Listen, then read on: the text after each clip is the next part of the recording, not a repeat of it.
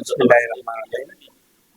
আজকে আমরা ক্লাস দেবো যে মুকাফের ক্লাস, অর্থাৎ ওই আমরা অনলাইনের মধ্যে অনেক ধরনের কাজ করে থাকি।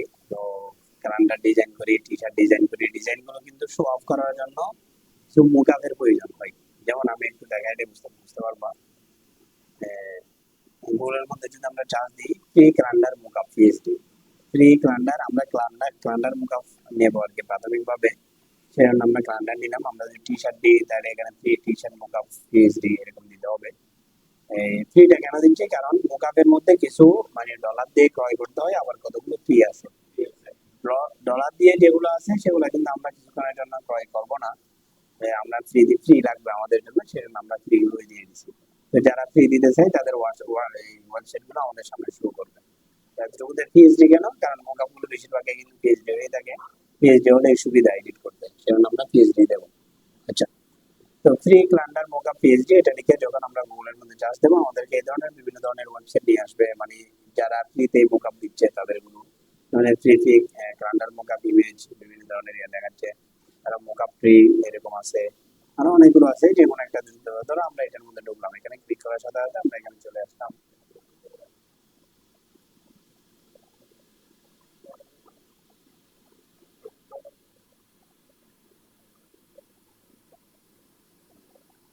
তো এটা ক্লিক করার সাথে সাথে ক্লান্ডার মুকাপের মধ্যে এই ধরনের কিছু মুকাপ বলতে এটাকে বোঝায়। সাপোজ আমি ডিজাইন করলে এখানে এই ক্লান্ডারের উপরে যে জিনিসটা ভিউ হচ্ছে ওইটাই আমি ডিজাইন করলাম, কিন্তু সেখানে যে আশপাশের যে ভিউটা ওটা আমি ডিজাইন করিনি। যেমন আমি এখানে যে ক্লান্ডারের মধ্যে কালো যে ক্লান্ডারটা আছে, এটার মধ্যে আমরা শুধুমাত্র ক্লান্ডারের ডিজাইনটা ডিজাইন করছি, কিন্তু এরকম শো করে নেই। শোটা মানে আমরা চাচ্ছি যে এখানের মধ্যে আমার ডিজাইনটা বসাই দেবো। মানে এগুলাকে বলা হয় মুকাপ, এই যে এগুলাকে বলা হয় মুকাপ। মানে আমার ডিজাইনটা এভাবে প্রদর্শন হওয়াকে কি বলা হয়, মুকাপ বলা হয়। ঠিক আছে। ধরো সাপোজ আমি যে কোনো একটা এখান থেকে ডাউনলোড করি, আমি এখানে একটা ক্লিক করলাম, এখানে ক্লিক করার পর সেটা এভাবে আসলো। তো এখানে আমরা কিন্তু ডাউনলোড অপশন আছে, আমরা ডাউনলোডে ক্লিক করলে সাথে সাথে এখানে ডাউনলোড হয়ে যাচ্ছে। তবে ডাউনলোড হয়ে যায় একটু সময় লাগবে, সেজন্য আমরা স্কিপ করতেছি সেটা।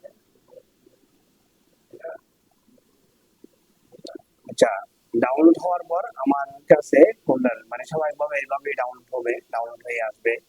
এই ডাউনলোড হইতে একটু সময় লাগবে, হয়তো এগুলো 100 MB 150 MB এরকম হয়ে থাকে। সেই জন্য আপনাদের ওয়াইফাই এর স্পিড যতটুকু হবে অতটুকু খুব দ্রুত হবে আর কি। যাই হোক, এরপরে আমরা যেটা করব, ধরো এখানে আসলে এটাকে আমরা মানে স্টার্ট করলাম। যেহেতু জিপ ফাইল আনজিপ করতে হবে, স্টার্ট হিয়ার এখানে আমরা ক্লিক করলাম। ক্লিক করার পর সেটা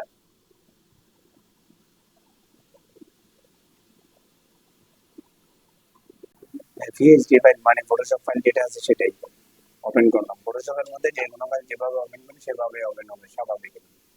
ওপেন হওয়ার পর এই যে এদিক দিয়ে কিন্তু লেয়ারের মধ্যে আমাদের মানে এই যে মুকআপ করব, মুকআপের মূল কাজটা লেয়ারকে জুড়ে। লেয়ারের মধ্যে আমরা প্রত্যেকটা জিনিস আলাদা করে, এখানে প্রত্যেকটা জিনিস দেওয়া আছে। এই যে মানে কোনটা দিলে কি হবে, কোনটা নান করবে। তো এখান দেখা যাচ্ছে আমাকে বুঝে নিতে হবে এখান থেকে, মানে আইগুলো অফ অন করে করে মানে কোন লেয়ারটা কি। মূলত আমরা এখানে আমাদের ব্যাকগ্রাউন্ডটা মুখ্য বিষয় না, আমাদের মুখ্য বিষয় হচ্ছে যে আমার যে ডিজাইনটা করছি ডিজাইনটা পেজের এখানে আমি বসাবো আমার পেজের মধ্যে।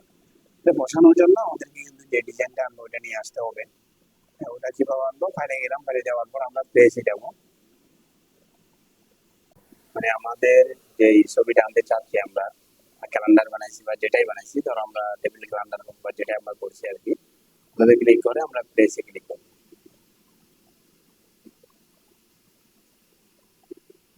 আমাদের একটু ভুলেছে, আমরা এখানে না, আমরা আবার চলে যাই। আমাদের এই যে যেটার মধ্যে আমি একটু আগে বলছিলাম, মানে কোনটাতে আমরা এটা রিপ্লেস করবো সেটা আগে বুঝে নিতে হবে আমাদের। তো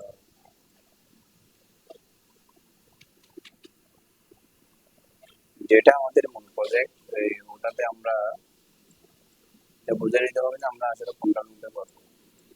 যেটাতে করতে চাই এটাতে ডাবল ক্লিক করবো, ডাবল ক্লিক করার পর এটা আসলো। আসার পর এরপর আমরা ফাইলে গিয়ে প্লেসে যাবো। যাওয়ার পর এখানে আমরা কিন্তু যে ছবিটা আনতে চাচ্ছি ওখানে সিলেক্ট করবো, দেন আমি প্লেসে ক্লিক করবো। ক্লিক করার পর এই ছবিটা আমরা ধরে ঠিক বরাবর করে দেবো, আমাদের মানে এটা যতটুকু অতটুকু করে দেবো। দেওয়ার পর আমি এখানে দিলাম, প্লেসে দিলাম, কন্ট্রোল এস দিলাম। কন্ট্রোল এস দিয়ে সেভ করতে হবে। সেভ করার পর এই দিক দিয়ে যদি আসি তাহলে দেখা যাবে যে আমার ইয়েটা হয়ে গেল, শেষ কাজ শুরু হয়ে যাবে simple। এরপর আমরা এখান থেকে চাইলে এটাকে আমরা এই সেভ করে রাখবো। সেভ এসে যাবো, সেভ এসে যাওয়ার পর ডেস্কটপ, দেন এখানে আসার পর জেভিটি সিলেক্ট করলাম, এরপর এখান থেকে কোনো একটা নাম, দেন আমরা ওকে দিলাম, সেভ হয়ে গেল। ওকে, এটাকে এটাকে বলা হয় মুকআপ। যে কোনো জিনিস আমরা মুকআপ করতে চাইলে এভাবেই মুকআপ করতে হবে।